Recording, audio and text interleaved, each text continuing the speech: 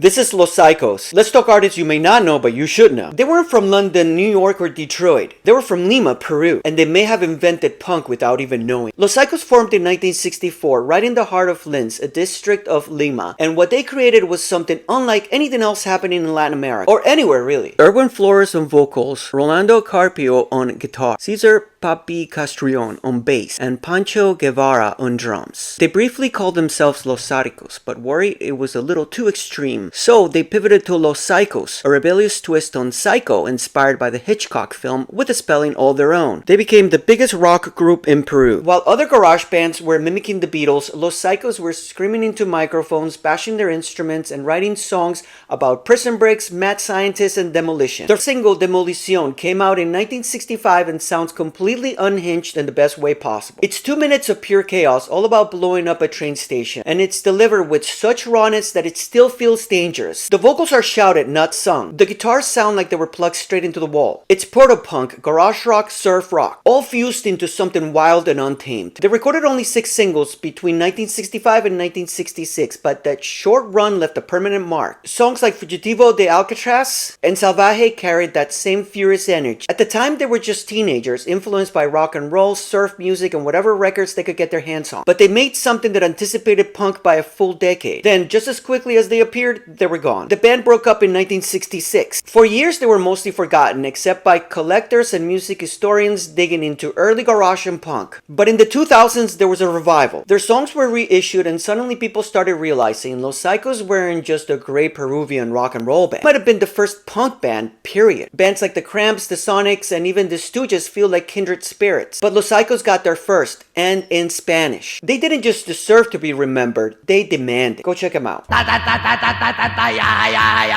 Echemos abajo la estación de